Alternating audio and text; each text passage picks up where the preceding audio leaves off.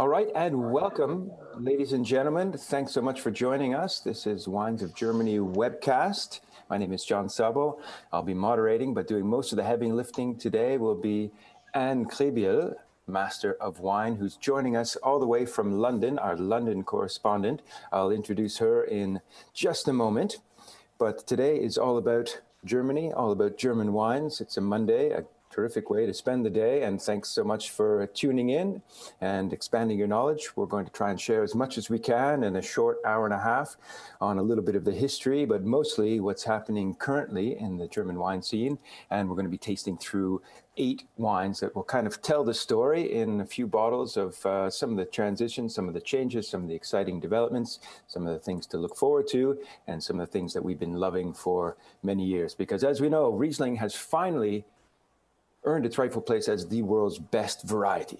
Is this true? The best white variety. The best white variety. There's Anne chiming in. So by the way, this is how it's going to work. We're going to do a little presentation by Anne. She will show us some slides, a little bit of background, and then we will get into the tasting part.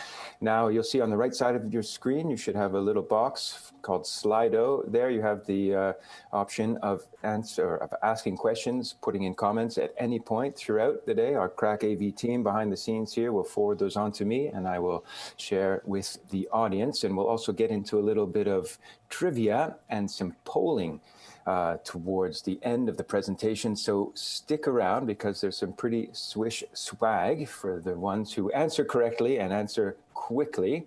And anyone with the fortitude to stay on all the way to the very end will receive a copy of Anne Krebiehl's fresh off the press book on Wines of Germany, the most up-to-date reference guide out there. So we're going to get started in just a second, but I want to turn it over to Ted Kalaboukas, the director, Canadian director for Wines of Germany. Ted, over to you for a little welcome message, please. Thanks, John. My name is Ted Kalaboukas, and I am the director of the Wines of Germany office here in Canada. On behalf of Wines of Germany and the German Wine Institute, I would like to welcome you with a big willkommen to today's live webcast on German wines with Anne Krebiehl, Master of Wine, and John Szabo, Master Sommelier. Thank you to both Anne and John for hosting us on this adventure in the German winelands today. And thanks too to everyone who signed up for this webinar. It will be a unique opportunity to deepen your knowledge of German wines while making great discoveries from this both historic and contemporary wine country. So sit back, enjoy, and engage to learn and share our love of these wines together. To your health, zum Wohl. And don't forget. Excellent, excellent t-shirt, Ted.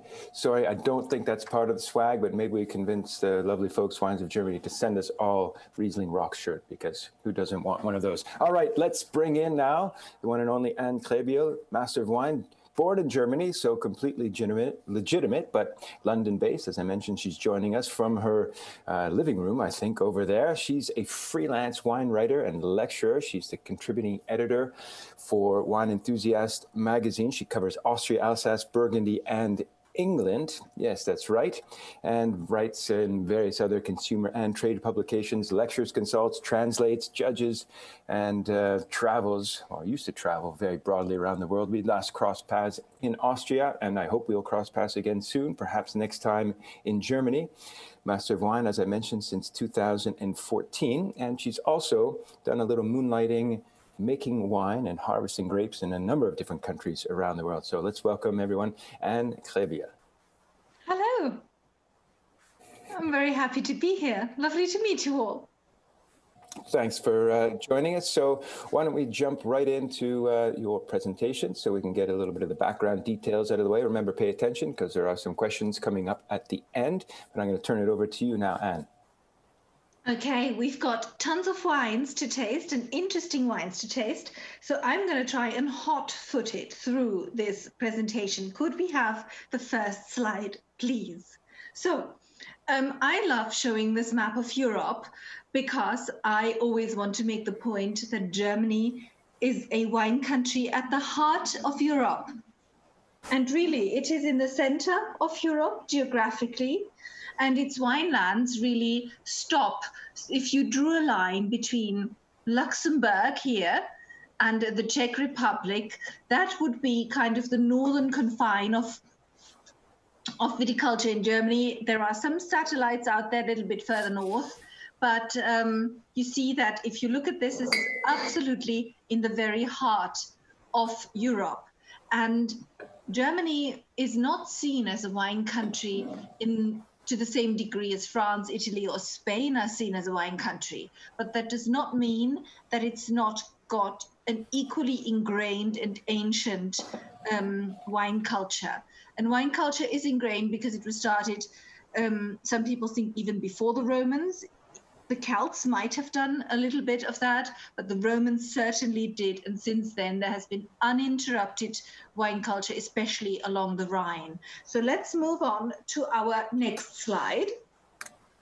And you see, this is a bit of an old-fashioned slide, but I like it because it just colorfully points out all of the regions, and it points out that they are all close to the rivers. And so you have, of course, the main wine river is the River Rhine, because so many regions are absolutely influenced by it, which is, of course, if we start in the south, Baden and Pfalz and Rheinhessen. Nahe is a Rhine tributary, is a river, and the Mosel and its own tributaries, Saar and Ruwer, are also Rhine tributaries. So is the River Ahr. And then, of course, we have the little Rhine tributary that is the Neckar, which goes through Stuttgart, and the Main, which goes through Frankfurt am Main and then into Franconia. And then, of course, we also have Saale and Unstrut, two rivers. And we have the beautiful Elbe in Saxon. And these rivers are not, they're not important for the water they carry. They are important for the landscapes that they shaped, for the topography, because they create slopes. And it was also the formation of those rivers that brought certain soils to the surface. It is just there that they shaped the landscape, which then became a wine landscape. And that's why you cannot divide or divorce rivers and vines in Germany. The next slide, please. That's a classic master sommelier type question there. Name the river that runs through this German region or that German region. Oh. And thanks, by the way, for pronouncing all of those, because that's another source of consternation for wine students the world over outside of German-speaking areas. A Chinese friend of mine who runs a wine school suggested I should just record videos saying Trockenbeeren auslese. So, you can always call me up and say, can you please say this word? And I shall oblige. And so here's another one of my favorite slides, because I love context. And I love bringing Germany into a world context of wine regions. And this is what I'm trying to do here. And for you Canadians, in the upper corner, I've put some Canadian latitudes.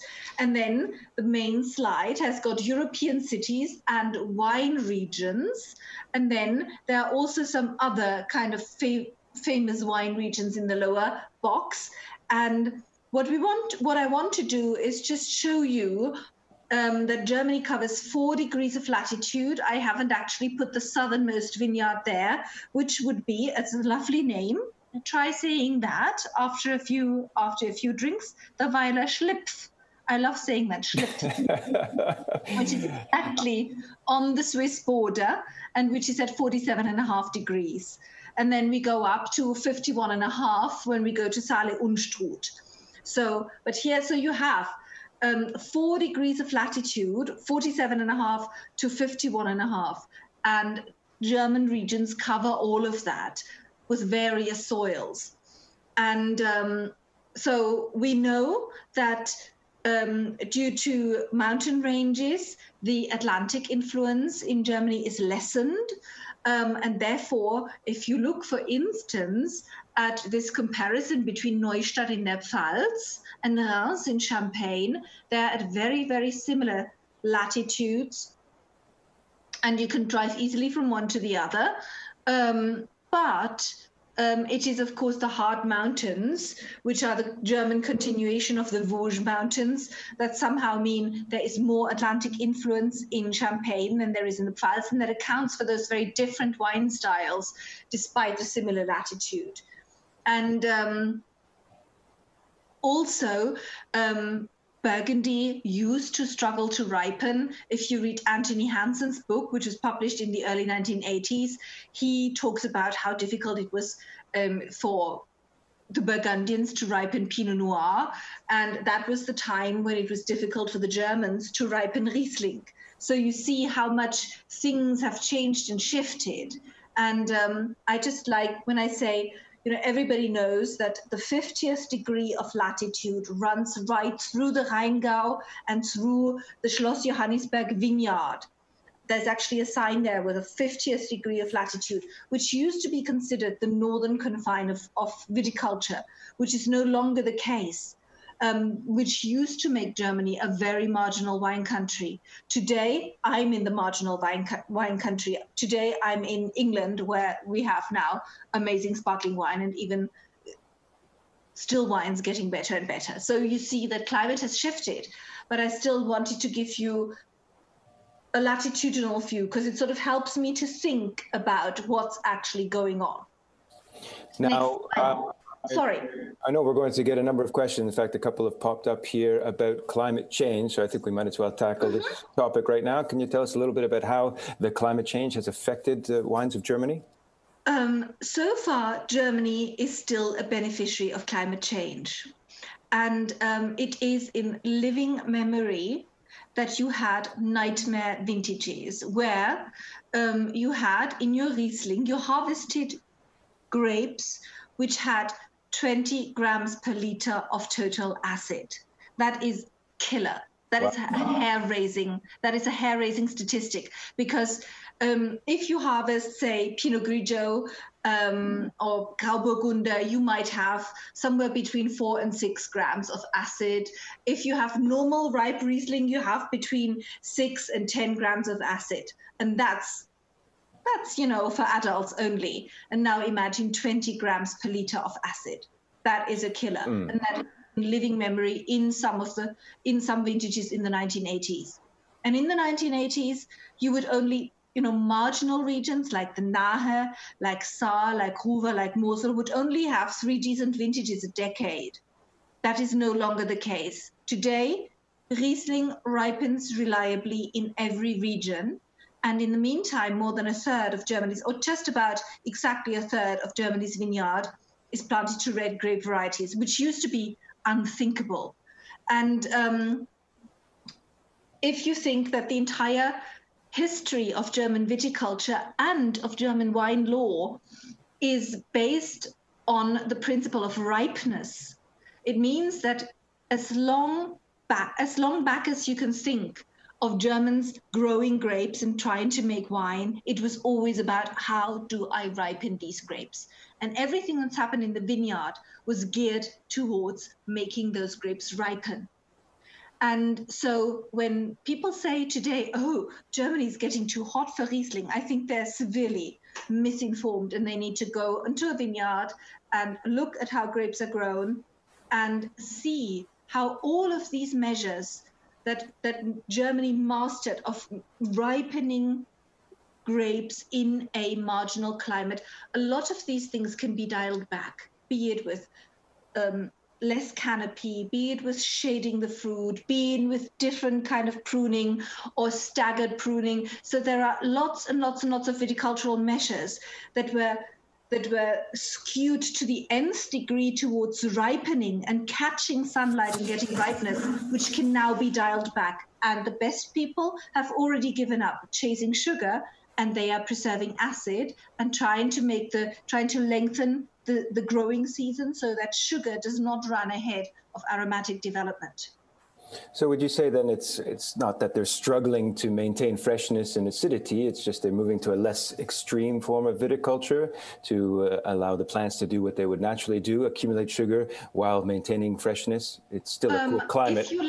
If you left a vine to do what it naturally wants to do, it would grow up the nearest tree or the nearest electric pole or whatever. This is not about, like, growing vines means intervening. It's just different interventions that are no longer skewed to the nth degree of ripeness. And also harvest points. People used to harvest their best vineyards last. Now they harvest their best vineyards first. So it's a paradigm shift. Even though we know that in heat wave years like 2018, dry stress can be an issue.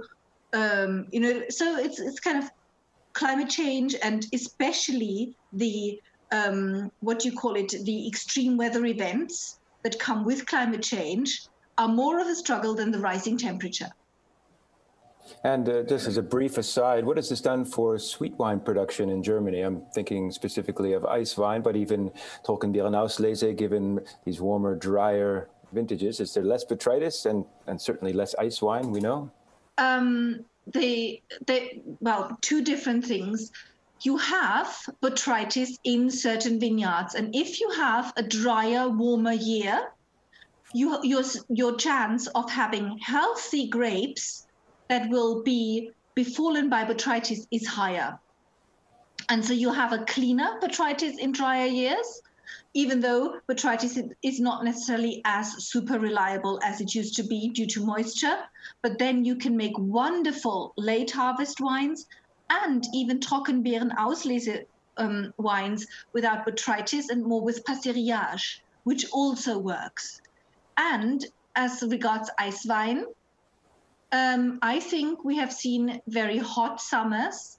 This does not mean we won't see cold winters again. I know there were headlines from the German Wine Institute last winter saying, not a single ice wine was made. And this is because the data came from Rheinland-Pfalz, the federal state of Rheinland-Pfalz, which contains loads of wine regions, even though there were people in Baden and in Württemberg who made ice wine, even though that is not as prevalent as it used to be. That's right.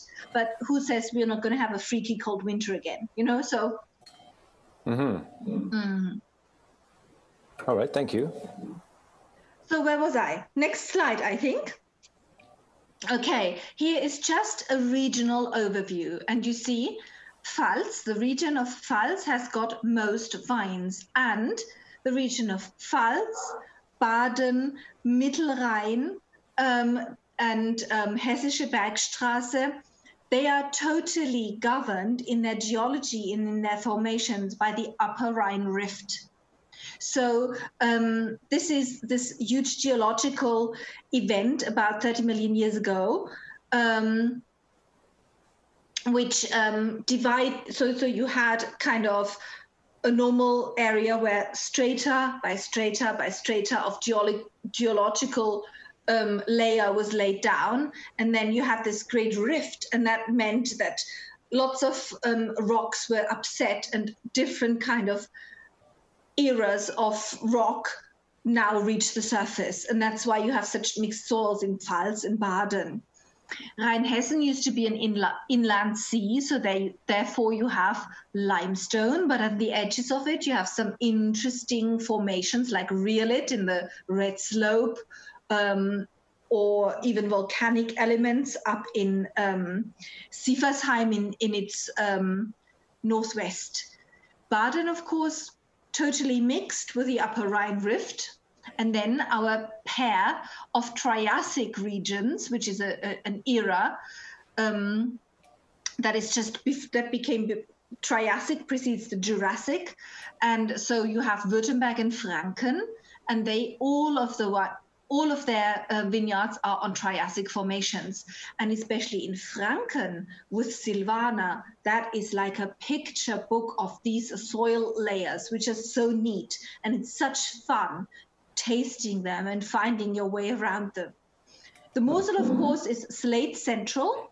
even though there is some rhyolite, but these are very old soils, Devonian soils. And that's very hard. And the Mosel snaked its way through fissures and sort of created all of these curves that give us those amazingly steep slopes. So that in itself is just, you have to go there. You have to see the Mosel to understand it. The Nahe is another river with very, very, very interesting and varied soils. So if I say this corner of Rheinhessen starts to get interesting where it goes into the Nahe. And the Nahe is really a wonderfully diverse part where soils are concerned. And it's got sort of especially the outer reaches of the Nahe are sort of wild and lovely and bring some thrilling wines. The Rheingau, very, very classic region. We have quartzite and schist on the rocks, and then further towards the river, we have a lot of sandy soils and a lot of loess and loam. So again, mixed, but you can also taste what is the kind of more supple, loamy soils and the stony soils. So really quite a mix that we have there. It's kind of logical then that it would mirror what we see across the Rhine Valley in Alsace, for example, where one vineyard next to another, you can have sandstone followed by limestone. Absolutely. Some schist, some granite. And following that Rhine Rift Valley, as the earth pulled apart, it sort of allowed different layers to be exposed along the way. What happened is that there was a crack, and so a trough formed. And the trough initially pushed up the Vosges on the French side and the Black Forest on the German side. And then it drifted apart and all those plates started crumbling in and being turned upside down. And so in a way, Alsace and Black Forest are mirror images of each other. It's just that the Black Forest on the German side, it's called Black Forest because the Romans came north and saw this Silva Nigra, Black Forest, which is actually the name of a wooded mountain range. And so in the south, it's granite and gneiss, and in the north, it's sandstone, the Black Forest. And the same is true for the Vosges, even though the Vosges are more, they're not as solid as the Black Forest. So they let in more air from the west. But really, Alsace and Baden are, and part of the Pfalz, of course, the Pfalz is basically the continuation of Alsace into Germany. And then mirror images of each other, Baden and Alsace, in a very neat and lovely way. So thanks for mentioning that. And then Saale Unstrut, very mixed soils, some Triassic formations with lovely Muschelkalk, limestone. The R is slate and volcanic in its further reaches, and the further it goes towards the Rhine. There is one further volcanic outcrop, the Landskrone. And then you also have loam and loess and sandy parts. And Saxon, you have granite, but also very, very mixed soils along the Elbe. Mittelrhein, of course, more slate and lovely, lovely, lovely wines. The Mittelrhein gets forgotten so often, but it has such charming, gorgeous Rieslings and gorgeous Sept, sparkling wine. And the Hessische Bergstraße is really the only one of Germany's 13 regions that still needs to be kissed awake. There is one guy making sect there, and I hope that him banging and popping his corks is going to wake up the rest of the people. Kissed awake, that's great. Yes, like Dornröschen, like Sleeping Beauty. My next slide, please. Again, context is everything. And here we look at the world production of wine, and we see Europe and all of the rest of the world taken together are sort of a 50-50 split almost. And Germany has just 1.35% of the world's vineyards. And in total, Germany has 102,873 hectares, so let's say 103,000 hectares of vineyard. Across these 4 degrees of latitude in the 13 regions with all of those various soils. And compare that to the 112,000 hectares that Bordeaux has and the 34,000 hectares that Champagne has. So you see, I just want to, because I know if I pop numbers at you, they mean nothing without putting them into a context. Could I have the following slide, please? So again, here we have a lovely map.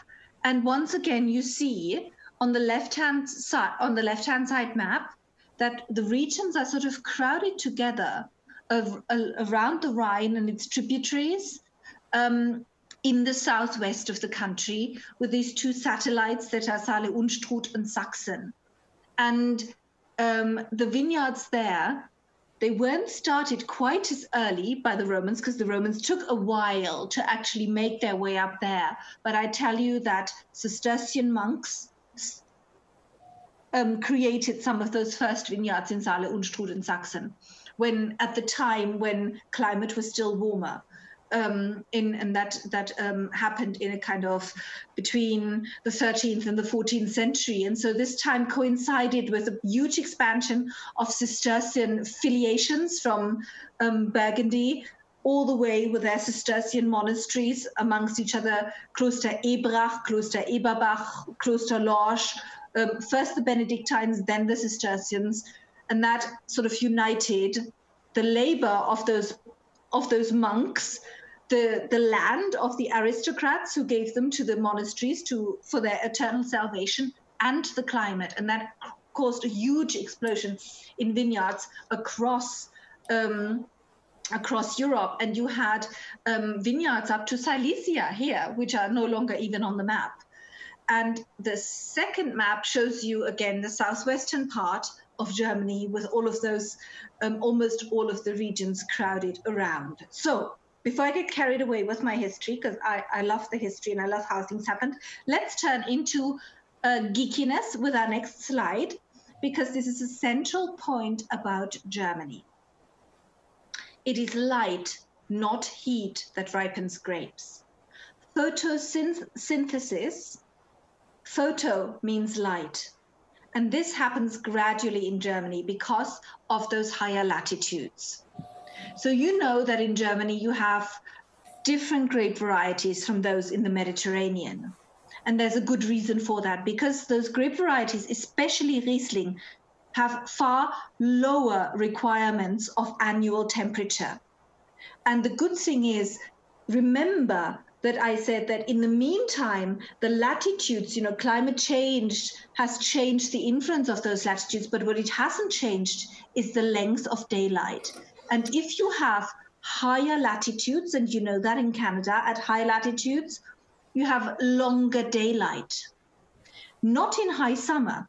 Doesn't matter that much in high summer. However, as you go towards autumn, you have longer daylight. And the crucial point is that when Riesling ripens with those long, late sort of Indian summers that Riesling loves, the summer heat is gone. It's no longer heat, because heat, all that heat does is it speeds up the metabolism and it clogs up the sugar. But if this is slowed down, it's a bit like sous vide cooking. There is lots and lots and lots of time for flavor development. And this really is the key to those high latitudes, that extra daylight in the evening, cooler light that allows aromatic synthesis, that preserves acidity, and that doesn't clog up all the sugar in the world. And that really is the key to German wine. And that is why those latitudes were so important. That's a critical slide, and thank you for sharing that information.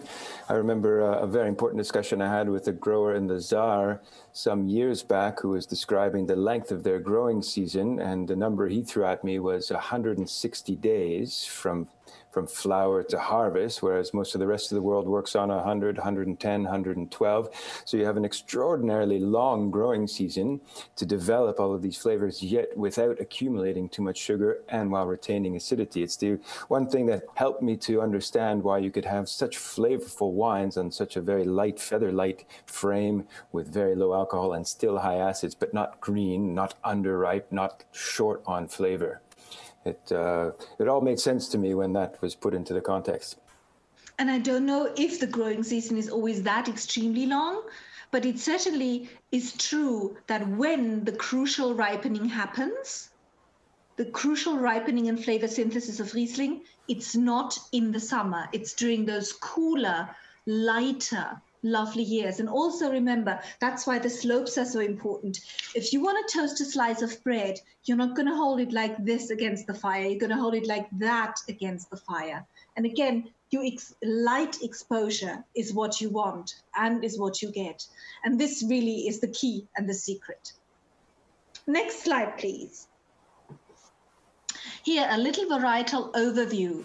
And this pleases me no end. You know that we have a total of 103,000 hectares. So more than a fifth of those are planted to Riesling.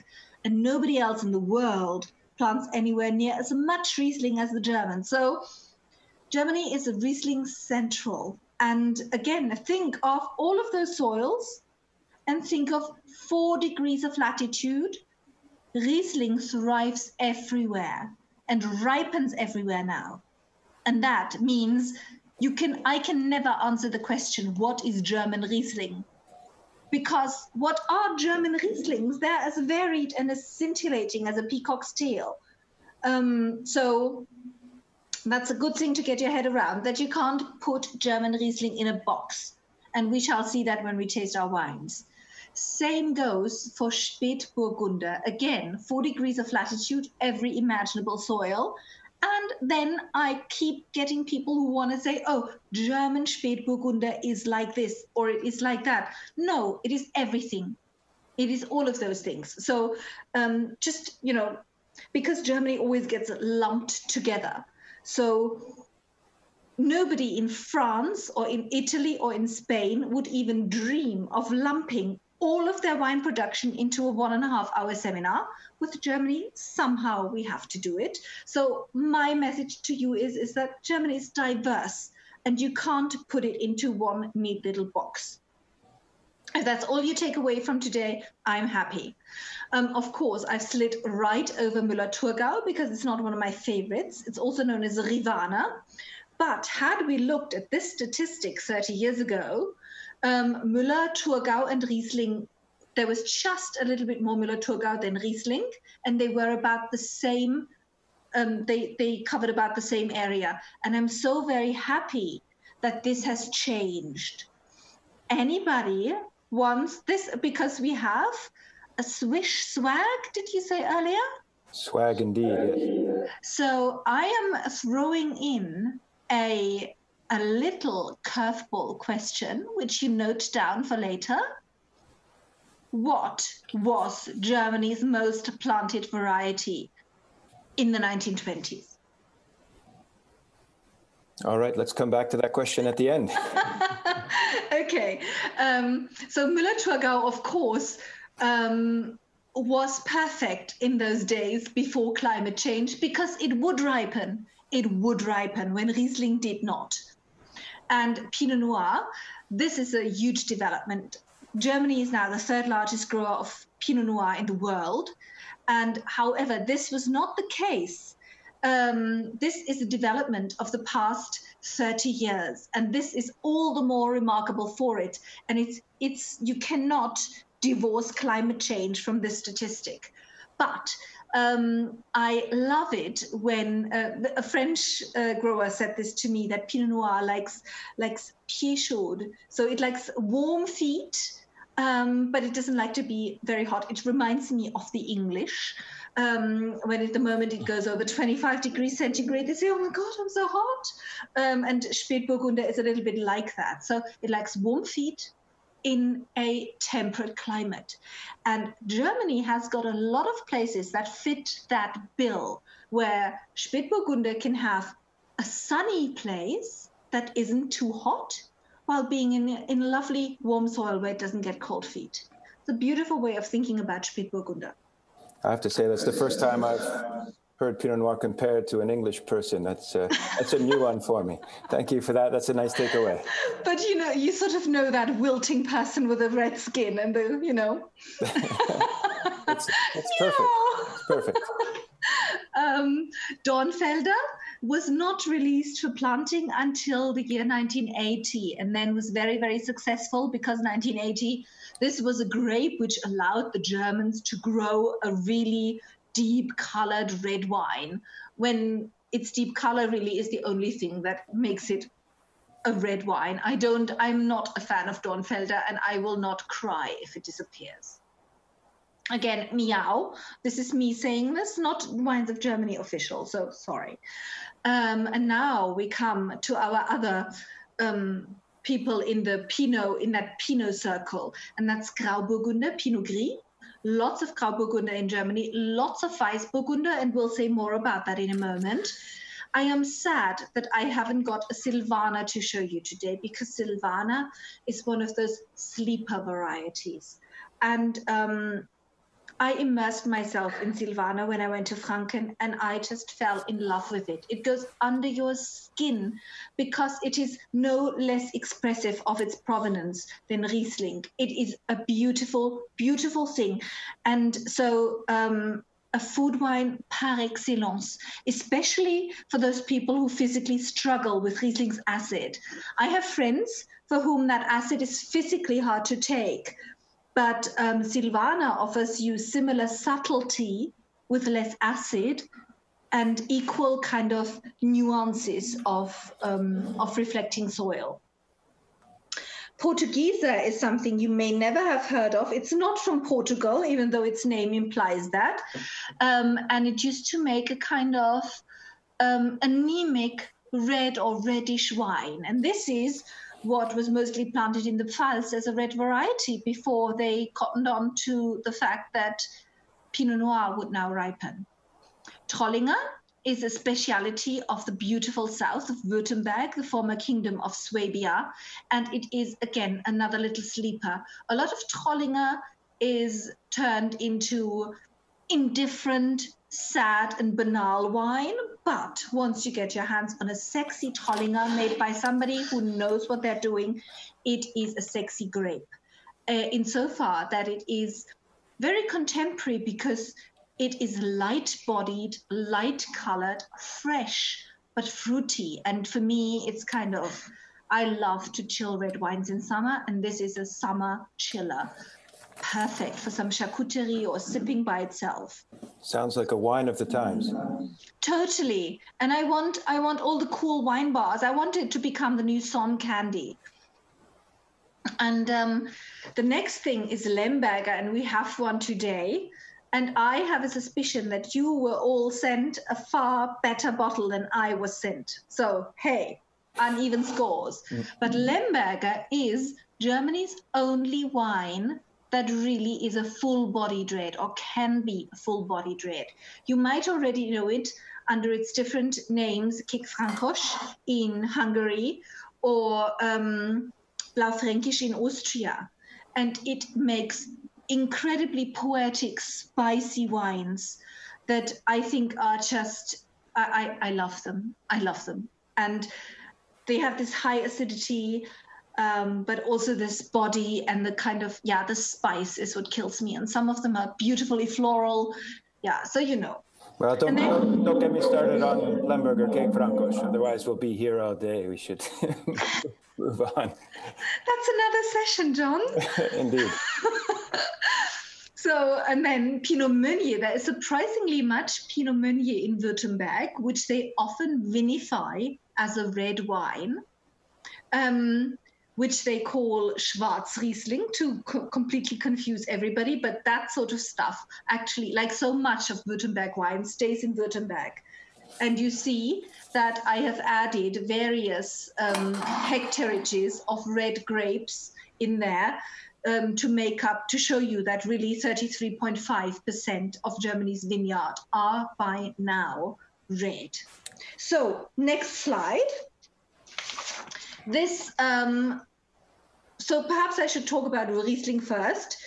You see that a fifth of Germany's vineyard is planted to Riesling, and really nobody else in the world plants anywhere near as much Riesling as the Germans do. And, you know, who would have thought that Romania, and I realize I've misspelled it because in German it's spelled with a U and in English it's spelled with an O. I'm so sorry, I apologize. So Romania is the next biggest country growing Riesling. It was news to me. But then you have the US, which is mainly Washington and, you know, the great success of Chateau Saint-Michel. And then you have France, and most of that is, of course, Alsace. And then Australia, we know the benchmark styles of Australian Riesling, which I admire and love. And then Ukraine and China, I just haven't tasted these wines at all. But it stands to reason that, and you know, of course, Austria hasn't made it on this map, and I'm a great fan of Austrian Riesling. But you see that really nobody even comes close to having as much Riesling planted as Germany. And that also, again, explains that there's no such thing as German Riesling. And, you know, we just need to, when we think about Riesling, the first word that should pop into your mind is diversity. Well, I don't think it's a surprise to any of the audience today that Riesling and Germany are synonymous, but tell us a little bit more about the Pinot family, Spätburgunder, Weißburgunder, Grau Burgundy. And, you know, we know that Spätburgunder is a wonderful, Pinot Noir is a wonderful success story. And really, when we think, what does Germany give to the world Pinot pantheon in red, it's kind of an old world style from all manner of soils. So you can have Jurassic limestone, you can have Triassic limestone, you can have Pinot from granite, from gneiss, from Keuper, from Buntsandstein, from slate, from Grauwacke. It's kind of, this is what Germany adds to the riches of the Pinot world. Now, there's a question on clones of Pinot Noir, but I suggest we save that for when we're tasting the Pinot, because I know you've done a lot of research on Pinot clones. And I could easily talk another hour just about clones. Let's not. Let's move on. Yes, I wanted to highlight Weißburgunder and Grau Burgunder, because I think if you look at Weißburgunder, Pinot Blanc, again, nobody grows as much Pinot Blanc as Germany does. And there are few other places that give it its due as much as do Germany, Italy, and Austria. I taste a lot of Alsace wines, and Alsace Pinot Blanc has got a special derogation from the European Union to bottle 50% terroir, 50% Pinot Blanc into kind of a rather neutral wine. A lot of Alsace Pinot Blanc goes into Crémant. It's not allowed as a Grand Cru. So in a way, it doesn't get the respect it deserves. I think the Austrians give it the respect it deserves. The Italians in the Alto Adige and in Trentino do, and in Collio and Friuli, but so do the Germans. And I think Weißburgunder is the sleeper. It can be an incredibly elegant, nuanced grape variety as a kind of Chardonnay light, I see it, with the same kind of depth. And there are just beautiful wines out there, all the way up to Großes Gewächs. So that is worth checking out. And then Grau Burgunder.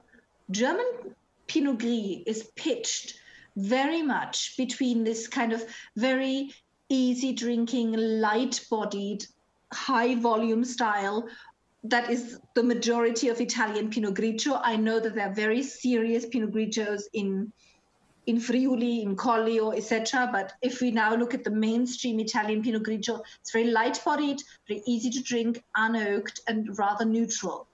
And on the other side of the spectrum, we have the Alsatian style of Pinot Gris, which can be so much richer, so much spicier, so much riper, so much more full-bodied. And German Pinot Gris somehow sits in between those two, because it is fresher and crisper and shows more primary fruit, but it actually has real proper fruit, and that is its advantage. And it's something that should be an easy sell, because people know the grape variety and they don't have to overcome a lot to try it, and then they might be pleasantly surprised with what they find. Well, I'm glad I'm not alone. My love of Weißburgunder and Grau Burgunder, two of the varieties I wanted to highlight, which is why I selected these two wines that we're going to taste in a moment. So I'm not alone, and we should all be proud of Weißburgunder. Absolutely. And I think everything that is on the next slide, I've already said while talking about this. So we can jump to the slide that comes afterwards. Another one. Perfect. So again, here, I just want to make sure, once again, I have to say, 13 regions, innumerable soils, 4 degrees of latitude. Just imagine climatic and soil diversity. And now overlay that with all of the different things all of the winemakers do. And then you end up with a country with a mind-boggling diversity of styles. And this is what I want you to bear in mind, that there is just, that you can't nail it down easily, and you shouldn't either, because how could you? So, and one more slide, which is my self-promotion. Yes, this is the book that I wrote, available directly from the publisher, Infinite Ideas, but I think in your goodie bag. So happy reading. Right. And thanks for listening. Only for those who stick around to the end. It's worth sticking around to the end. So this is the end of my sermon. So fire your questions at me, or let's taste. What shall we do next, John? Well, first of all, thank you very much. That was a pretty comprehensive 20-minute presentation. Before we get into the wine, just a couple of questions to bring it into the current scene, certainly in Canada, in Ontario, and other parts. There's a lot of talk. Wine bars are pouring lots of natural wine, biodynamic wine, orange wine. What's the scene like in Germany now? Is that a big part of the movement, or is it still very much a niche? The natural wine movement really came late to Germany, and there are not many practitioners, but those who do, I find their wines fairly sexy. And of course, there's a natural advantage. If you have low pH, you can make fairly clean natural wines without sulfur, because nature's on your side and acid is on your side. And I think it took Germany a long time to stray away from a very scientific approach, and people are doing that finally. But the natural wine movement and the orange wine movement is not as widespread as in Italy or in France or even in Austria. So that's where they're lagging behind a little bit. Thank you. And maybe you could clarify one other thing. Most of the wines we see here, and I'm going to refer to Riesling specifically, tend to be the off-dry or the fruity styles. What's the current scene in Germany? Are Germans drinking more dry, or have they made a return to some of the off-dry styles? Well, Germany is drinking dry. And so if you now look at what is actually produced, most of the wine that is produced now comes under dry, even though that is the German regulation of Trocken, which would allow you up to 9 grams of residual sugar if you have at least 7 grams of acid. But it used to be a necessity to have some sugar because the grapes just weren't ripe and had those criminal levels of acidity. And that is no longer the case. So you no longer really have the need that much sweetness. Having said that, it used to be the most uncool thing ever to drink sweet Prädikate. That means sweet Kabinett, sweet Spätlese, like this was for the export market. And people in the Mosel are now reporting that if they have their Mythos Mosel weekend, which is a wonderful place where, like lots of wineries are open and free buses, you buy a ticket and you go with a free coach from station to station where various wine estates are open to taste. And they are reporting that a young generation, so the hipsters with their beards, are actually exploring Kabinett again. So, but that is not a mainstream thing. That is just an observation. So, but certainly in general, the mainstream now is dry. Got you. By the way, this is a a COVID beard. This is not a hipster beard, though I have to say I do love Cabernet, and I always have. You're a hipster. You're a hipster, always. Let's jump into the first wine here. So we're going to taste the Wittmann Weißburgunder. Speaking of Weißburgunder, a dry style. Heavens, I got everything but not my glass. Where's my glass? Here. So I know some of you out there have this wine, not everybody, but let's run through the details here. So we're in the Rheinhessen. We're actually in the southern part of the Rheinhessen in a village called Westhofen, where, as Anne explained, we are in an inland sea, so a little bit of limestone here. This is a 300-year-old estate farming biodynamically now, speaking of biodynamically, for 15 years. Let's first hear from owner winemaker Philipp Wittmann. We've got a short video. This is the beauty of these webcasts. We can bring in people from all over the country without actually flying them in. So let's hear from Philipp. Hi, I'm Philipp Wittmann from Rheinhessen, from Wittmann Estate. The estate is placed in the southern part of the region, in Westhofen, a very traditional old wine village. We do grow wines on 30 hectares. The main variety is Riesling, followed by the different Burgundy varieties. Our estate is farming biodynamically since now 15 years, and we have a history of 30 years of organic farming. So today I represent Pinot Noir Weißburgunder estate wine.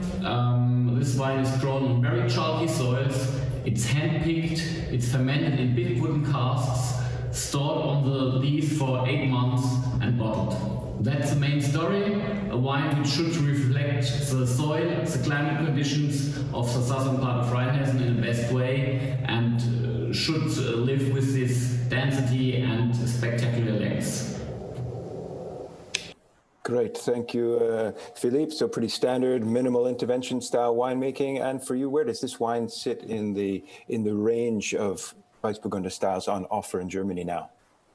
I think this is very much a mainstream style insofar that it is fairly dry, fairly mild, fairly light, doesn't have obvious oak at all. And when I asked people, when I asked for the details about this wine, I was told that it's flying out the door. So it's one of those things that the Germans love. And despite the fact that there is so much Riesling is not everybody's favorite grape.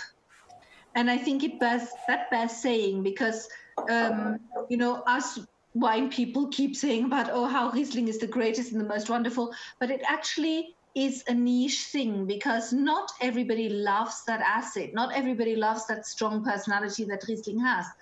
So these kinds of wines, especially from such a reputable grower, with the ethics and the name and the kind of what his parents already started going organic. He went biodynamic. He has done such great work, and I urge you to taste his limestone Rieslings. But this is exactly something that you can find in the shopping trolleys of many, many, many Germans, because this is in a way is contemporary, modern, mainstream Germany. Right. Wine that pleases many people. For those who don't love Riesling, I guess, not everyone is perfect. We understand that, and that's okay. But for me, this wine kind of hits that perfect understated character. You say it's a simple, widely appealing wine, but it's a wine of quality at the same time. It's simple, but not in the pejorative, derogative way. It has some depth, it has character, it has breadth on the palate. It's just not explosively aromatic, it's not particularly acidic, it's not soft. It just fits that perfect little Pinot Blanc hole in the middle, right? And it has something that is kind of intrinsically German insofar that it is solid, well made. What you see is what you get. It's this kind of no nonsense kind of seriousness that like there's one comedian called Loriot who was perfect at just taken the piss out of the Germans and their endless seriousness. But, you know, when it comes to buying cars and washing machines, you quite like that reliable seriousness. And in a way, this wine has something of that. It's sort of kind of solid, very well made, no bullshit, just, you know, straight-laced. Well said. I have no further questions, Your Honor. Let's move on to the next wine. Here we're going to taste a wine from Christmann, Riesling Trocken. Moving down a little bit further south to the Pfalz. 2017 is the vintage that we should all have.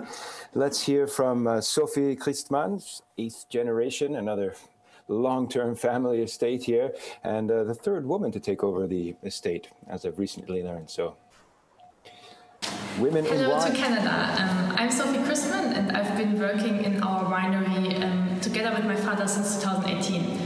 Our ancestors have been growing wine in this area since 1506, and the winery in its current form exists since 1798, so pretty long family tradition. We are here in Gimmelding in the Pfalz, and the Pfalz is one of the southernmost wine-growing regions in Germany. We're halfway between Frankfurt and Strasbourg, so only 30 minutes drive from the French border. In our winery, we work together with our team on 20 hectares of vineyards. We grow mainly Riesling, but also Pinot Blanc and Pinot Noir. Because my grandfather was already looking for special vineyards, 95% of our vineyards are classified Erste and Große Lage according to the VDP classification. That is the reason why we can produce great quality even in our basic wines, for example the Pfalz Riesling that you're tasting. We have been working biologically and biodynamically for over 15 years now, so the sustainable work in our vineyards and the careful treatment of our soils are really important parts of our philosophy. Our Pfalz Riesling is like our business card. It's very important to us that this wine already reflects what we stand for. Most of the grapes come from the first round of picking from our Erste and Große Lage vineyards. Our vineyards in and around Gimmelding are mostly characterized by red sandstone and limestone, so they always have a really nice salty minerality. Thanks to the proximity to the Pfälzer Wald, the Palatine Forest, it is not as warm in our vineyards as in many other parts of Pfalz, and this helps us to have complex wines with rather low alcohol levels. So even though 2017 was a rather warm year, this wine is only at 11.5. We have thought a lot about the perfect harvest timing in the past years, especially due to climate change. And therefore we are now picking with a team of more than 35 people to get every grape at the perfect day. So all our grapes are harvested by hand, and then we bring them to the winery, press them and ferment everything spontaneously in big wooden barrels like those, or stainless steel tanks. In March we rack the wine from the yeast, add a little sulfur and bottle the wine, and that's pretty much everything we do. We try to intervene in the winemaking as less as possible. I hope you enjoy the wine. So a lot of information in that video that covers pretty much all the background details on place and winemaking style. And you chose this wine. Why don't you tell us where this fits in? What story, what part of the Riesling story does this tell? Well, in the international market, Riesling from Rheingau, Mosel, Saar, Ruwer were always the famous ones. The third one really was the Pfalz, but the Pfalz has got a real history of making dry wines, because Pfalz is on different soils. It's not on slate. It's either on sand. It's on where they are here in the Middle Hart is either sandstone or Triassic limestone, and so you have a different kind of mouthfeel. And because the Pfalz is the sunniest part of Germany, the Pfalz really is the German extension of Alsace. And I love Pfalz Riesling because it is mostly dry. And my personal preference is for dry Riesling. And I love this. You guys have the 2017 because that was what was in Canada. I was sent the 2019, which has just got 12 degrees of alcohol, but it is so perfumed, it is dry, it is a light there is, when I think of Pfalz Riesling, and this is one of the reasons why I love it so much, is because it's got the golden cut. You know, in classic antiquity, you had this ideal of proportion. And I think, for me, Pfalz Riesling is ideally proportioned if it's made like this one, if it's kind of light on its feet, and yet bone dry. And I just love that. And I also love the Pfalz because I spent very happy times there. And I love what these guys are doing. And, you know, so, hey. That's fair. That is absolutely fair. What surprises me is the level of acidity. I'm looking at the text sheet, and it's 8 grams, just shy of 8 grams per liter, which in my much more limited experience than yours is quite sharp and quite tightly wound for Pfalz, especially in a pretty warm vintage. And those 4 grams of residual sugar are pretty much hidden. This comes across as tranchant and more or less bone dry, but a great pure expression. And I think what we see is the fact that this might be their entry-level estate Riesling, but it's the first picking from all of their classified sites. And I think that it's the pedigree coming through here, and also their biodynamic farming, which really, really, really made a difference to the people in the heat wave year of 2018. Made a vast difference to them. Well, terrific. I'm getting some questions about wine prices. Unfortunately, I don't have those, but if you do a quick Google search, these are all available somewhere at the LCBO, either in the destination store or online, so you'll be able to find it there. Hopefully, there are a few bottles still kicking around, but let's move on to wine number 3. We've got the Weingut 30 Jahre Organic Krau Burgundy 2018. So we're back in the Rheinhessen, also on the southern end of the Rheinhessen, not too far from that first one we had in Westhofen. We're in the town of Bechtheim. And by the way, Anne, feel free to correct my pronunciation at any point. But before we do that, let's hear from Jochen 30 Jahre, who's the owner and winemaker for the winery. Hello, my name is Jochen 30 Jahre from the 30 Jahre Family Wine Estate here in the south of Rheinhessen. We are an organic farming winery who concentrate normally on the German classical grape varieties, Riesling and some Burgundy grape varieties. Our plan is to bring everything in the wine, the aromas, the climate zones, everything what you find here. We like to show the best things, to shows Rheinhessen in the best way. We like to show this in our bottles and our wines. We use nothing on any wine material stuff, what you normally think as a winemaker you like to use. So we like to harvest perfectly grapes. We make a lot of work in the vineyards, a lot of handwork especially, very carefully. And here in the cellar, we like to protect the quality. The main focus in our winery is Riesling. But today you taste from us 2080 Pinot Gris. Pinot Gris, especially in Germany, is a grape variety. Is very important here, and we like to produce a Pinot Gris, but not a typical one. So you find a wine that's much more clearer, more focused, with a good fruitness and a good texture. The wine is fermented in stainless steel and 500 liter to new barrels. So minimum 30% of this wine is fermented in oak barrels. For us, it's very important here that every vineyard, every harvest step, we ferment the wines by themselves. We like to have at the end in all our wines a picture of a lot of different characters and taste notes. So you find this wine not only one big tank, you find more than 30 or 40 different small barrels and tanks who give you hopefully a perfect taste, and you hopefully enjoy the tasting. I wish you a lot of fun and hope to see you in Rheinhessen sometime. Thank you. Yes, I hope to be there. That is a great invitation, huh? Terrific. So I selected this wine, and principally it's because I wanted to show Krau Burgundy. We're all familiar with Riesling, but perhaps a little bit less with Pinot Gris from Germany. As we've already discussed at great length, Pinot Gris has a great place in Germany. And this, listening to what you said earlier, Anne, for me fits stylistically perfectly between the Grigio style and the richer Alsatian style. It's just really a brilliantly made wine, not massively complex, but it just fills all the right, ticks all the right boxes.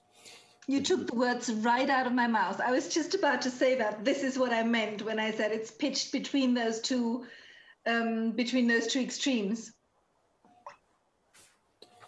Yes, and again, I'm not sure of the price on this wine, but it's not a particularly expensive wine. No. And, well, does Grau Burgunder sell with relative ease within Germany, or how about the UK? Oh, absolutely.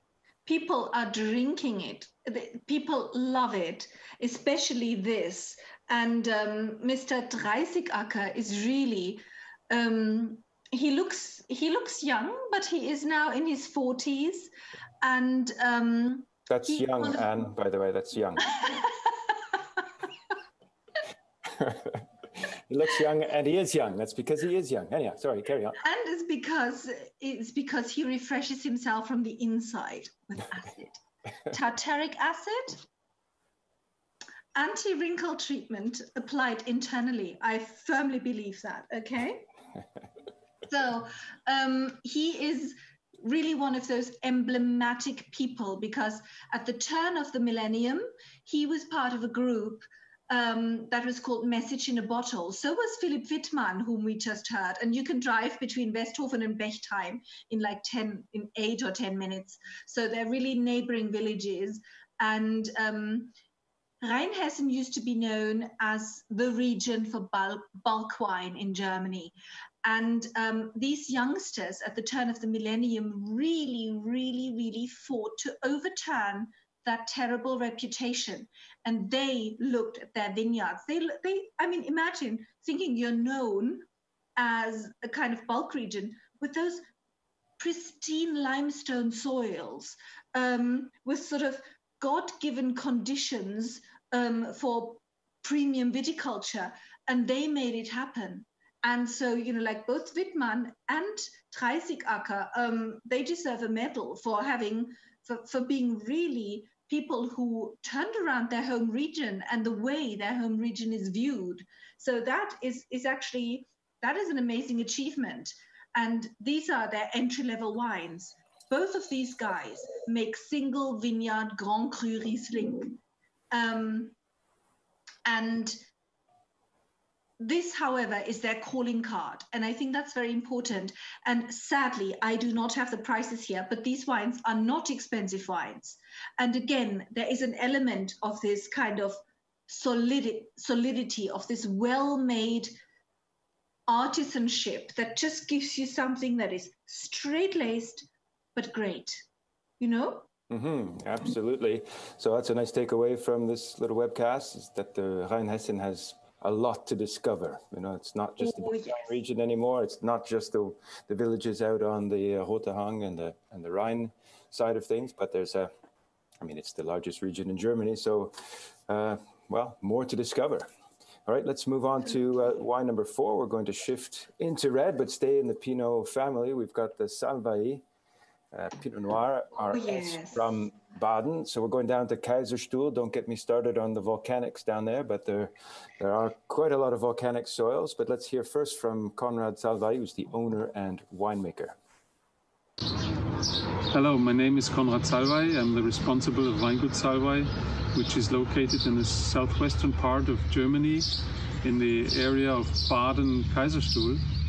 We try to produce wines that are vivid and full of life, not too heavy, rather good companions with dishes. And we present our 2016 Spätburgunder RS, which is a vintage with a very still present and fresh tannin structure, not too high in alcohol, and a good companion with stewed meat. It ages for about a year in small oak barrels and is grown on around 50% loess lime and 50% volcanic soil. Enjoy, thank you. There's the understated Conrad. What a lovely, sweet fellow.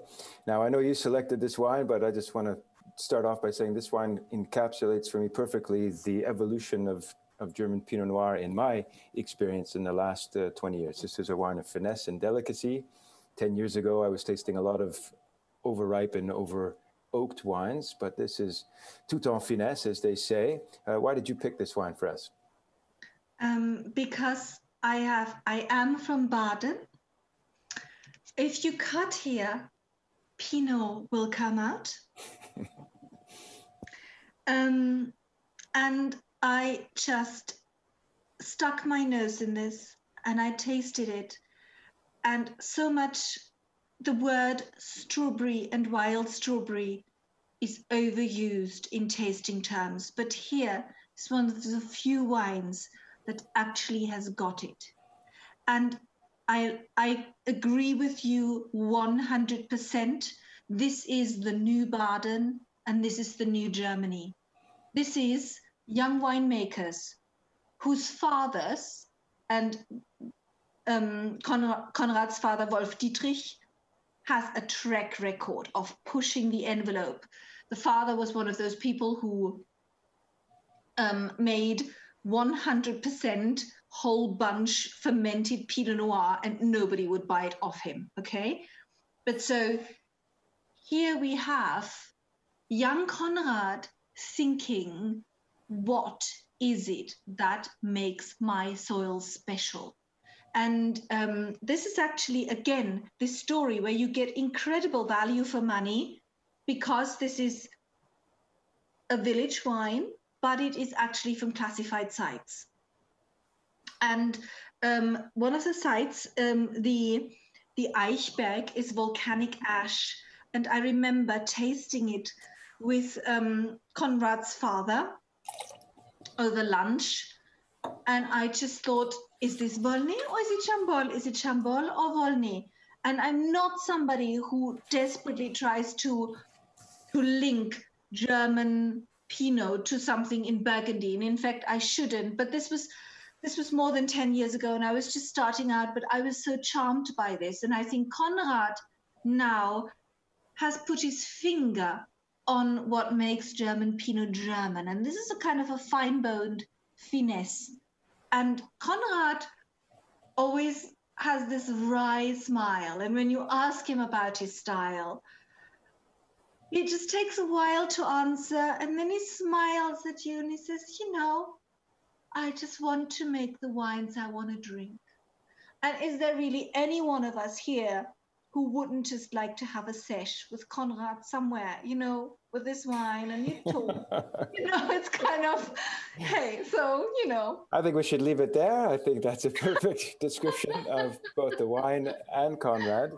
And yes, I agree with you. And I tell you what, tasting through his range of those single vineyards, the Kirchberg was maybe my favorite German Pinot Noir that I tasted on my most recent trip there, a volcanic one. But it's fascinating in the small little enclave of the Kaiserstuhl to taste the loose ones versus the volcanics, because again, it's a perfect opportunity to explore the impact, virtually direct impact, since we're talking same winemaker, same style, same everything, minus the soil difference.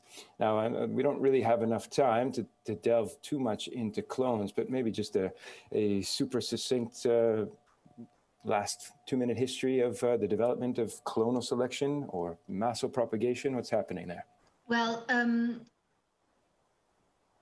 if you think the tragedy that befell European viticulture in the late 19th century in the form of first phylloxera, then powdery mildew and downy mildew, that was really a devastating blow for most European wine regions.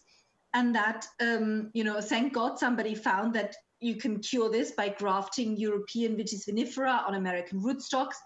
And imagine that this didn't happen all at the same time, but over a short space of 2 or 3 decades, almost every region in Europe was affected. And that meant that an enormous amount of vineyards needed to be replanted and a lot of propagation material was needed. And this exposed, in a way, this meant that all of a sudden, rather than all of field blends, you had a lot more monovarietal planting. And it also meant that vineyards looked different, that they were not just planted en foule, which is kind of, just stick a vine into the ground and let it root and see where it grows. So you had trellises where horses could go through. This was a huge and fundamental change in viticulture, but it exposed it exposed the weaknesses of certain propagation material. So you planted a vineyard, you tended it all year, and then you had a pitiful harvest to show for it. And across Europe, this kicked off publicly, officially sponsored research project. Like, for instance, these projects were of vine breeding, where people like Dr. Georg Scheu, who came up with the Scheurebe, or Dr. Zweigelt in Austria, who came up with Zweigelt, initially called Rotburger. So all of these vine breeding programs started, but in Germany already previously, people had thought to propagate via asexual propagation. So rather than having selecting your best vines and then propagating them as a mix of genetic material, the Germans came up with a scientific method of propagating asexually as clonal propagation. And they came up with the idea of selecting clones. And by the 1920s, this was an established practice in research stations across Europe. And we know that the Prussians did this in their state domains. We know that the Swiss did it in their research station in Wädenswil. And we know that the Instituto San Michele in Alto Adige did it. And so this was just publicly sponsored research work. And so Germans essentially came up with with clonal selection and the practice of it. And so they had a head start, and they had officially listed clones. And funnily enough, the French did not start their official selections until the 1950s. And the Dijon clones, the very first series of the Dijon clones, 111 to 115, were not released until 1971, which is fairly late, when Germany, like after the Second World War, sort of built itself out of the ruins and the ashes, had officially listed clones already in 1956, which came out of those earlier trials. And those initial clones were all about yield stability. And Germany never stopped doing this. And so it moved from yield stability to ripening, then towards kind of looser bunches to avoid rot. And finally, in 1999, they released GM 2013.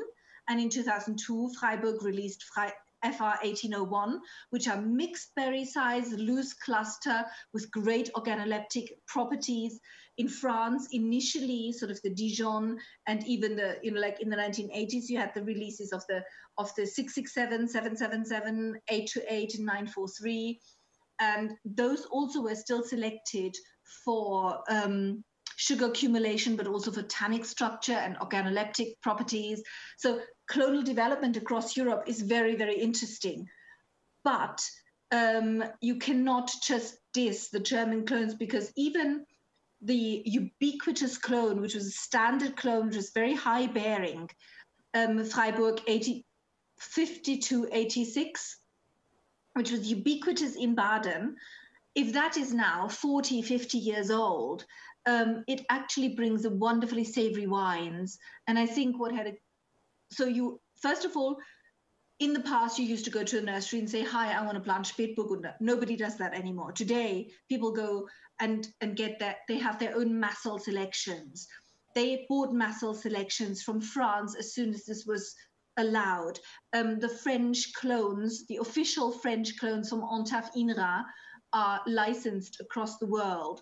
And then, so you have a great mix of clones, but people also match their rootstocks better to their soils. They think about what kind of wine they want to make and choose their yields and rootstocks accordingly. But again, this is only a tiny bit of that vast matrix of making fine Pinot. And I think that lowering yield and improving vineyard work and what is being done in the cellar is actually had as much as an impact as the genetic material. But the genetic material today is much better. And the other thing I wanted to say about this gorgeous Salvai wine, which is the other thing which you also mentioned, is that the oak is dialed right back. And that to me means those Germans, when they first started making red wines, they wanted to prove to the world that yes, we can make red wines as well, and we can give them power, and we can clock up 14% and put it in new oak, bang.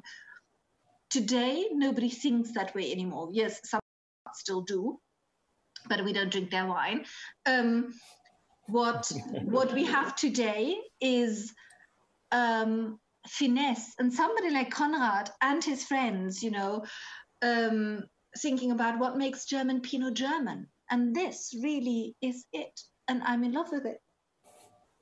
Well, let's compare that to the next wine from Stodden in the Ahr, which now we're going about as far north as we can in Germany, a peculiar little area that absolutely grows a fair bit of Pinot, and this seems curiously riper. And by the way, those of you wondering why Anne knows so much about Pinot clones, she's written a number of in-depth articles. So if you're interested, where would we find those? World of Fine Wine? The World of Fine Wine. And yes, it's just, I also covered a lot of this ground in my MW dissertation. And so, you know, and then of course, as you say, I travel a lot. And what kicked me off to look into this was somebody in California saying, yes, this is true Californian heritage. And I wanted to know if this really happens. And, you know, like yes, we all have our geek subjects. I love it. Well, we're all relieved to know that it was part of a dissertation and it's not just general knowledge that you've picked up, you know, on casual travels here and there, because that's pretty in-depth and we can spend hours on it, but we won't, because we're going to talk a little bit about the Ahr and this Stodden. I'm going to say Jean, but what would you call this? Jean Stodden, but actually the guy who makes it, this was the granddad, Jean. And the guy who makes it is Alexander Stodden. And he is one of those people who really underwent a proper shift. Because if you remember, when German Pinot Noir first reached an international audience, it was with our wines. Because despite the fact that they're so far north, they've got these dark soils. And if I kidnapped you and blindfolded you, and then all of a sudden let you out in the Ahr, and sort of took your blindfold away, you'd think you were in the Mosel, because there's Pinot Noir on steep slate slopes on single stakes. So, and this makes the difference. And so these people easily could clock up 14.5%, and then whack their wine into new oak. Well, I do believe we've got a video from Alexander who's fabulous vineyard. So let's have a look at those vines firsthand. Hello. My name is Alexander Stodden and I'm the winemaker from Stodden Winery. And we are located, staying here in the Reche Hamberg, our best slope. We are here, you see a lot of rock and then a wall just for making another space for new wines. And you see what we talk when we talk about terroir, what we have here, and at the Hamberg, this is where the minerality comes from, because it's just stones. And this makes the wine so nice and very elegant and very mineral, because they have to fight to get through all these stones and to get all the nutrients they need. And if they have it, then they get really, really very good wines out of here. The Reche Hamberg, we will taste one afterwards, is one, my best slope, I told you, because just of the minerality. And I have the oldest wines here. When you see what we see, it's we're talking about wines over here 35 years and older. And the oldest one staying here was almost 100 years. So we can make a lot of different wines out of the Reche Hamberg. And it's, it's just my favorite. If it would be real summer and we would a leaf wall, I wouldn't stand here at this point anymore, because it's just too hot, because all these stones just capture the heat and give it up through night, so we don't suffer anything for getting cold or anything else. These walls are made 100 years ago or older, and still working, you see, without concrete or anything else. Nobody can do it anymore. Hopefully they last very long. And yeah, if you watch over there, you have the beautiful village Rech, and it's yeah, very small, but it can make awesome wines. Wow, what extraordinary vineyards there. I really do hope there are some artisans left who know how to make mortarless stone walls, because they won't last forever. And another terrific Pinot that heads in the direction of finesse. But let's move on to the Lemberger from Graf Nijperg, the Counts of Nijperg. We're going down to Württemberg. And I'm sorry to say, we're tasting the Grosses Gewächs. You're tasting, I think, the estate wine. Well, I'm so sorry for you, but we have the single vineyard Schweigerner Rute, Grosses Gewächs, from a family that has a very, very long history in the region. They were generals. No, they worked with the Habsburgs. Generals in the Habsburgs Empire. And I know you'll disagree with me, but the rumor has it that they brought Lemberger, or potentially brought Lemberger, to southern Germany, to Württemberg back in the day. In any case, they've been growing it for over a century and a half almost, by the records. And I think we discussed a little bit about Lemberger, where it stands in the world of wine. Another grape of the future, deeper, more full-bodied for German red, certainly, than Pinot Noir, but with its own finesse and a slightly wild, peppery character that draws me in every time. Yes. Anyone out there who knows me knows that I'm a Keek Frankisch, Blaufränkisch Lemberger fan. And rightly so. And even though I might have the estate wine, I have the essential pepper vein in here. And I love that so much. What vintage have you got of the Schweigerner Rute? We have the 2016. Ah, so again, a cooler year, because I remember showing this wine at a tasting in Oslo, in Norway. And some guy who'd been quiet all throughout the presentation piped up with this was the last wine, and he said, "This is not wine, this is pepper juice."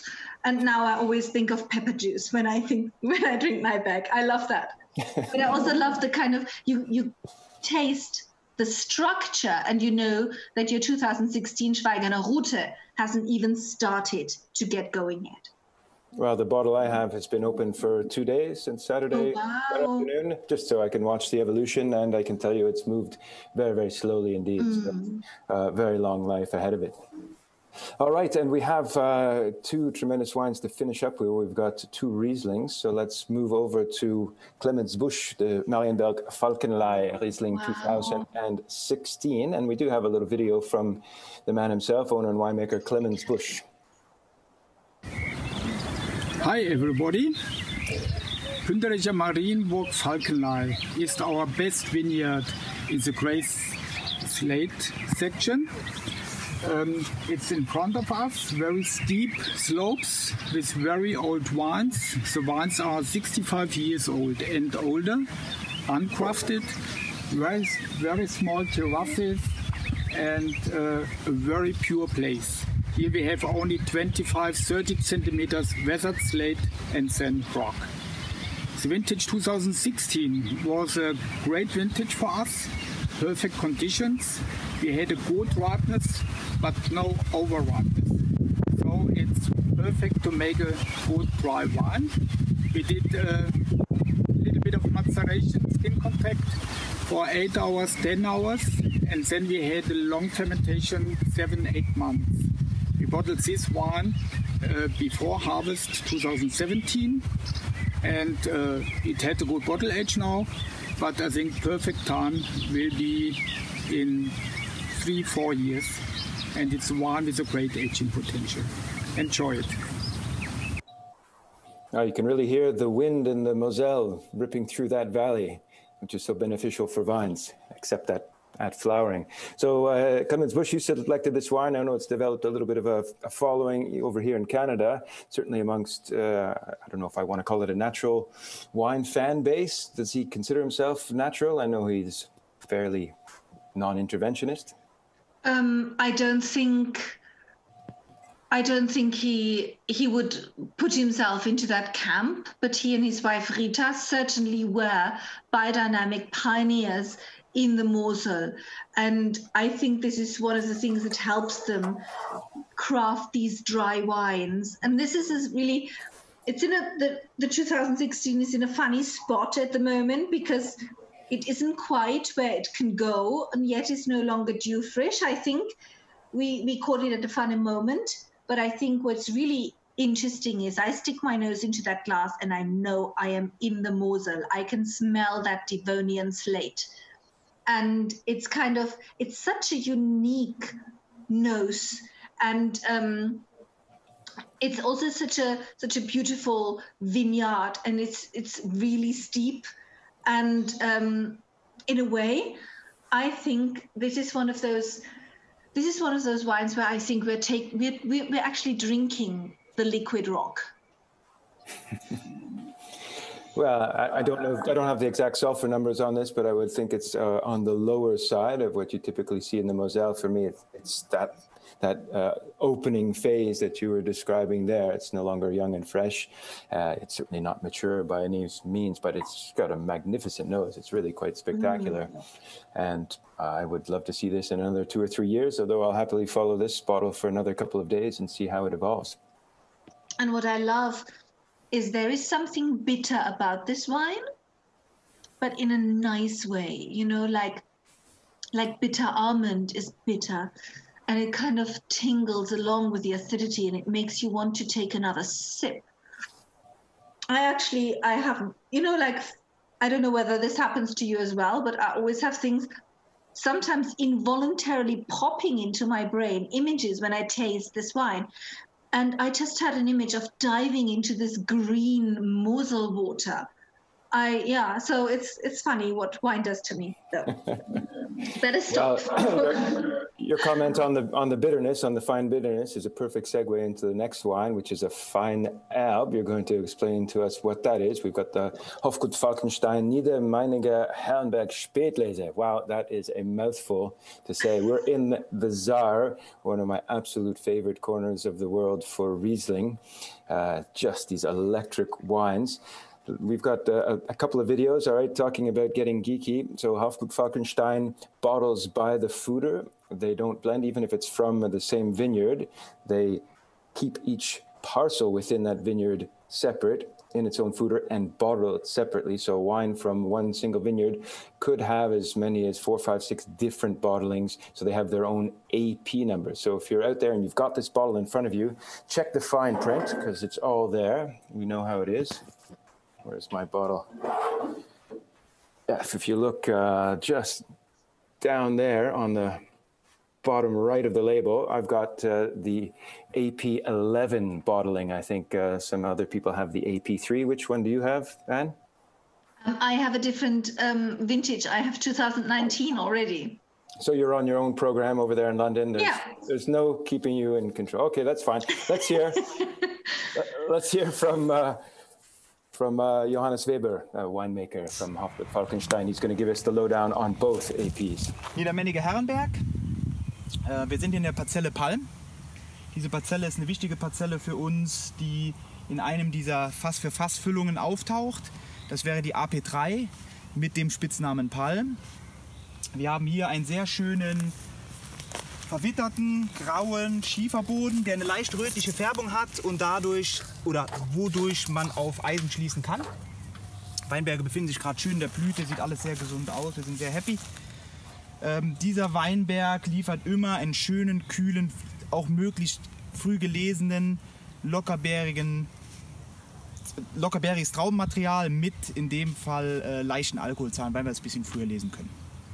Für uns, wie gesagt, ein Block, nicht zu groß, nicht zu klein, mit viel Liebe sind wir da immer dran.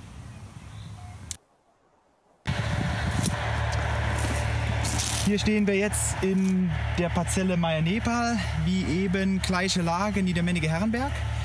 Diese Parzelle hier, Meier-Nepal, ist noch mal ein Stückchen älter, wächst noch magerer. Wir haben hier auch die Notwendigkeit gesehen, den Boden zu bearbeiten, ein bisschen mehr Luft reinzubringen, ein bisschen mehr Mineralisation zu schaffen, damit der etwas mehr Wuchs bekommt. Liefert wie der Vorgänger, wie Palm, dieser Block auch, liefert diese lockerbeerigen, leichten, botrytis unempfindlichen schönen Träubeleien, die dann letztendlich diesen markanten, kargen, minimalistischen Stil von uns ergeben. Auch hier sehr zufrieden mit dem Wuchs bis jetzt. Ähnliches Schiefergebilde, grauer Schiefer, verwittert, leichte Eisenbestände, also ein bisschen Eisen drin, damit es diese rötliche Farbe erklärt. Ja, auch ein wichtiger Block für uns. Well, there you have it. I hope you saw the subtitles there. I've got them printed out in front of me. But all I'm going to say about this wine, I'm going to very briefly just paraphrase Hugh Johnson, who I think kind of sums up the Tsar beautifully. He says, German wine is epitomized nowhere better than in the valley of the Mosel's tributary, the Tsar. The battle for sugar and grapes rages most fiercely in this cold corner of the country. Yet successful years give one of the world's superlative and inimitable white wines, every mouthful, a cause for rejoicing and wonder. And I tell you what, my mouth is rejoicing and enjoying the wonderment right now of what the Tsar can give in terms of these absolutely pinpoint, laser sharp Rieslings, but without searing green acid. These are fully ripe acids, even though they're high. And the residual sugar in my particular bottling here is 28 grams, which goes pretty much unnoticed. And here's my maximum advocation for maintaining a little bit of RS in Mosel wines and the Tsar in particular. That's just a nod of agreement. I just think this is electric and sexy and, yeah, thrill. If you want Riesling, you want thrill, and I am thrilled. Fine Alb, briefly. What does Sorry? This Fine Alb? Oh, Feinherb is a wonderful word because it is what a wine is that is neither dry nor medium sweet. So it is kind of, if it's no longer just dry, if it's just got a little bit more residual sugar, then you can call it Feinherb. And Feinherb, interestingly, is not defined under German law. And we know that Fein means fine. However, Herb is a poetic term for bitter. But here it is, of course, applied. Feinherb is wants to say that it is, like it's not dry. It just is finer than dry, a bit rounder. And a lot of the time, you can also find herb as a word that describes bitter chocolate or very dark chocolate. So you get the idea. And I like the fact that this style is really kind of pinpointing to where that sweet spot is, that kind of stiletto acidity, and then just cutting it a little bit with sweetness without being sweet. And this only works because you've got killer acid. And this is one of the things that people do. They only ever look at sugar level as though that's only half the picture. If you really want to know about a wine, you look at the sugar level and the acid level. And here, in your 2018s, you've got 10 grams. And in my 2019, I've got 10 grams of acid. Like, let that sink in for a moment. Your average beautifully ripe grams. acid. Beautifully ripe acids, not searing, not sharp, not tart. Love the precise German terminology. Feinherb. There you have heard it directly from the source. All right, I know you're hanging on by your nails, hoping to get that book of Anne's. We're just wrapping up, but we've got a couple of prizes to hand out first with a few trivia questions. So the first three to correctly answer these three trivia questions will win these fabulous prizes here. I feel like Alex Trebek here. Okay, let's bring out question number one. Anne, if you would read this question for the fabulous picnic rucksack. Hang on. Sorry. I need... Oh, the crowd is already way ahead of us here. Okay, how many wine regions are there in Germany? You've got multiple choice, 13, 8, or 15. Well, I think we have a pretty conclusive answer here. 30 people on the board, 97% think it's 13 regions. And the survey says, closing the polls, yes, of course. We knew it was 13 regions. You were all paying attention, although you probably all knew that beforehand, but it's nice to reinforce our knowledge. All right, let's move on to question number two. perhaps a little bit more tricky. Germany is the world's third largest producer of which variety? Riesling, Pinot Noir, or Rivagna? Rivagna, you recall, is the synonym for Müller-Thurgau, losing favor, not Anne's favorite wine. Whereas Pinot Noir, we know, has been increasing in plantings, but has it reached third place in the world tables of Pinot Noir plantings? Some people still on Riesling. Does any country have more Riesling planted than Germany? No is the answer to that. Therefore, our answer is, what three-quarter of you knew already, Pinot Noir. Well done. Wow. And I love the number of people who are playing. That's fabulous. Everybody loves a prize. Okay, and let's move on to the third and last question here. What percentage of vineyards in Germany are planted to red grape varieties? So this might be a little bit more challenging. Over 30, 20 to 30 seems like a comfortably large margin, or is it under 20? Has the climate warmed sufficiently to increase red wine plantings? I think we know the answer to that. And more solid responses here. All right, we're over 80% with the correct answer. Congratulations to all of you over 30 years. And the precise number is? 33.5%. 33.5%. Well, there you have it. Terrific. Thanks for playing along, and I'm sure Lisa from Wines of Germany will be doling out the prizes. Send along your addresses. Touch list drop-off for you. One last question. This is not a trivia. There are no prizes, just sheer curiosity on my part. I'm just wondering what your favorite wine was today. Those of you who are out there tasting or have tasted these wines, what really changed your world? What really opened your eyes? What would you like to spend the rest of the day drinking? It's only 2:30. We've got lots of time left before sundown. And what was your favorite wine here? I'm very curious to hear. Oh, I lost my heart to that Baden Pinot. It was those wild strawberries. And because I grew up in the Black Forest, I had my fill of eating handfuls and handfuls of wild strawberries. And that just hit me straight in the heart there. Well, that's pretty compelling. Straight from the heart response. Come on, you people. What's wrong with Lemberger? Only 7%? No, I'm just kidding. I thought that was an extraordinary wine for me. I'm really hard-pressed to pick my favorite here. I've got a number that I would happily enjoy and carry on enjoying for a lifetime. I thought the Salvador Pinot was great. I thought the Stauden might be one of the best Pinots from the R I've had, quite honestly. I know that's not even his top kit. And the two Mosel wines, or the Czar and the Mosel from Clemens Busch, I think are just cracking, spot-on examples. And let's not forget about Weißburgunder and the Krau Burgundy. Those are perfectly representative wines. Maybe not life-changing, but delicious. So I think that brings us to a close here. We're a little bit over time. Hopefully you held on to get your copy of Anne's book. In it is more information than you probably could ever need to know about German wine. You've seen a lot of what Anne, well, just a little tip of the iceberg of her vast knowledge of German wines. And we thank you wholeheartedly and sincerely from all of Canada to you for spending time with us in London this afternoon and joining us with Wines of Germany to present this fabulous trade group. So, Anne, thank you so much. I hope we can cross paths somewhere in the world of wine very soon. So do I. And thanks for joining me. And thanks for, to the people who import these wines, because they are just treasures.